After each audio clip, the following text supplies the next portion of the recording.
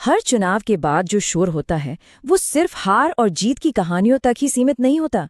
देखिए, असली काम तो उस शोर के पीछे छिपे हुए सिग्नल को पकड़ना है और फिर उसे गवर्नेंस के लिए एक साफ रास्ते में बदलना है। आज हम 84 की केस स्टडी ले रहे हैं ताकि हम समझ सकें कि एक जनादेश के पीछे की असली कहानी क्या होती है, परत दर परत। तो चलिए शुरू करते हैं। ये है 84 विधानसभा क्षेत्र, राजस्थान के डूंगरपुर जिले में। ये सीट अनुसूचित जनजाति के लिए आरक्षित है और यही हमारे आज के विश्लेषण का केंद्र है। ये किसी भी पॉलिटिकल एनालिसिस का, आप कह सकते हैं, सबसे बुनियादी उसूल है।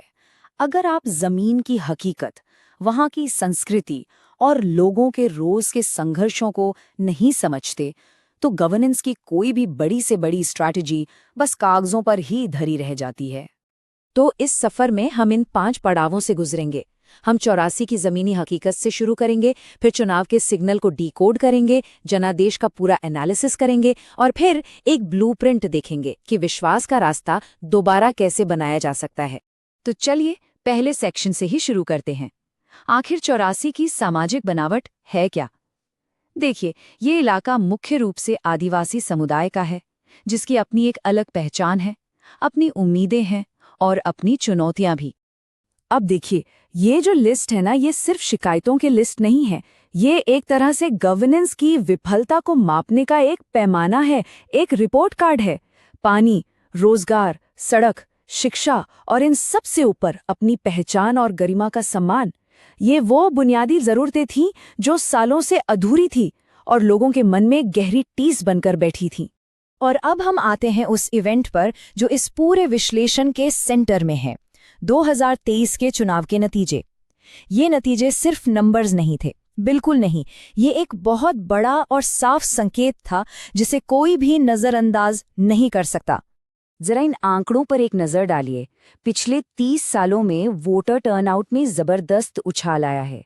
1993 में जो करीब 54% था, वो 2018 तक बढ़कर 85% की भी पार चला गया। ये क्या दिखाता है? ये उदासीनता नहीं है, ये एक जागरूक और संगठित समाज का संकेत है जो अपनी आवाज सुनाना चाहता है। एक ऐसा समाज जो लोकतंत्र में अपनी भूमिका को बहुत गंभीरता से लेता है।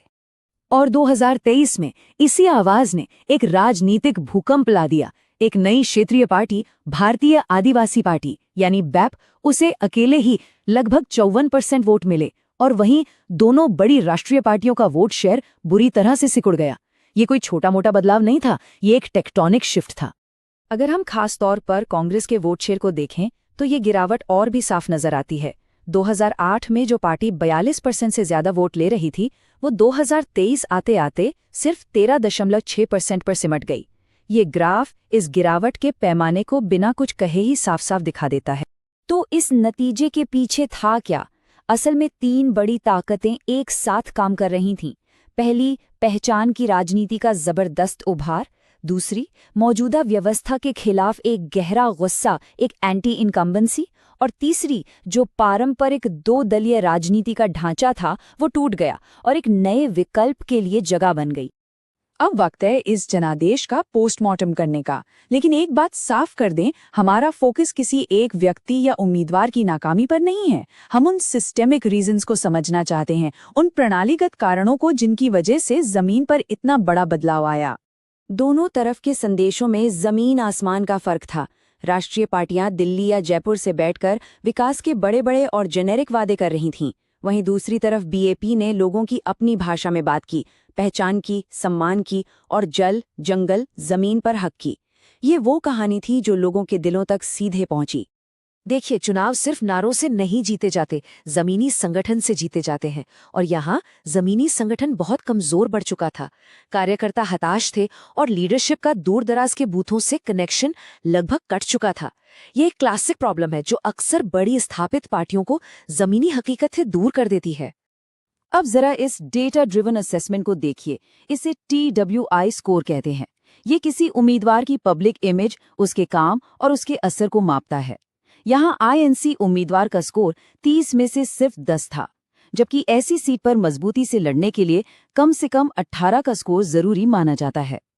तो मतलब साफ है, एक अच्छी छवि होने के बावजूद बीपैप की लहर का सामना करने के लिए जमीनी पकड़ और ट्रैक रिकॉर्ड की भारी कमी थी। और यहीं पर बात आती है एक बहुत ही बुनियादी संवैधानिक मूल्य की, वो है गरिमा। एक व्यक्ति की गरिमा, एक पूरे समुदाय की गरिमा। देखिए, वोटर्स का फैसला सिर्फ एक वोट नहीं होता, ये उनकी कलेक्टिव आवाज होती है, उनका भाषण होता है। और एक स्वस्थ लोकतंत्र में ये पॉलिटिकल सिस्टम की जिम्मेदारी है कि वो इस आवाज को ना सिर्फ सुने बल्कि उसका सम्मान भी करे। तो अब तक हमने समस्या का विश्लेषण किया, लेकिन सिर्फ प्रॉब्लम डायग्नोज करना काफी नहीं होता। अब सवाल यह है कि यहाँ से आगे का रास्ता क्या है। विश्वास को दोबारा बनाने के लिए एक साफ और एक्शन लेने लायक स्ट्रैटेजी क्या हो सकती है? यहाँ एक स्ट्रैटेजिक फ्रेमवर्क का प्रस्ताव है, चतुर्मुख सिद्धांत। ये 4 पिलर्स पर फोकस करने वाली एक होलिस्टिक स्ट्रैटेजी है। लोग, पोजिशनिंग, पार्टी और प्रॉमिस। यही वो 4 चेहरे हैं जो किसी भी पॉलिटिकल ऑर्गेनाइजेशन के लिए वापसी की योजना का आधार बन सकते हैं। चलिए इसे थोड़ा और खोलते हैं। पहला पिलर है लोग और पहचान, मतलब कल्चर से जुड़ना। दूसरा है पोजिशनिंग और मुद्दे, यानी असली समस्याओं पर फोकस करना।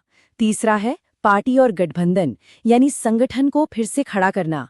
और चौथा है प्रॉमिस और कम्युनिकेशन, मतलब ऐसे वादे करना जिन पर लोग यकीन कर सकें। ये चारों कदम उन सिस्टमैटिक फेलियर्स का सीधा जवाब है जिन्हें हमने पहले पहचाना था।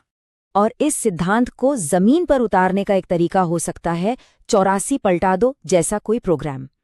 इसका मकसद बड़े बड़े खोखले वादे करना नहीं, बल्कि छोटे, पूरे किए जा सकने वाले काम करना है। जैसे 10 नए कुएं खुदवाना या हर महीने 3 हेल्थ कैंप लगाना। यही वो छोटे छोटे भरोसेमंद कदम हैं जो टूटे हुए विश्वास को दोबारा जोड़ते हैं। और अब आखिर में चलिए 84 के इस खास केस से थोड़ा ऊपर उठते हैं और डेमोक्रेटिक लीडरशिप के उन यूनिवर्सल प्रिंसिपल्स पर फोकस करते हैं जो हर जगह हर किसी पर लागू होते हैं। अच्छी राजनीति का असल मतलब ही है अच्छा शासन देना, और विश्वास एक पवित्र जिम्मेदारी है। ये लोगों की सहमति और उनकी प्राइवेसी के सम्मान पर बनती है।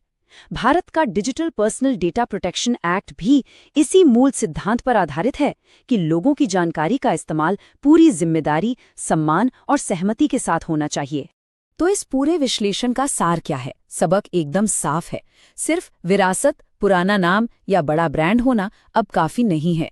जनता अब उन नेताओं और पार्टियों को ही मौका देगी जो जमीन पर उतरकर उनकी बात सुनते हैं, उनकी सेवा करते हैं और उनकी पहचान का दिल से सम्मान करते हैं। और अंत में हम आपको इस एक सवाल के साथ छोड़कर जा रहे हैं। क्या राजनीति का असली मकसद सिर्फ किसी भी तरह से चुनाव जीत लेना है, या फिर लोगों की सेवा करके उनका विश्वास जीतकर शासन करने का अधिकार कमाना है? 84 का जनादेश इसी गहरे सवाल का जवाब मांग रहा है। यदि आप एक जन केंद्रित नेता बनना चाहते हैं और अपने निर्वाचन क्षेत्र का उत्थान करना चाहते हैं, तो blueprintstrategies.ai से MGR पर blueprintstrategies.ai पर संपर्क करें या 08042041602 पर कॉल करें। राजनीति से परे उद्देश्य।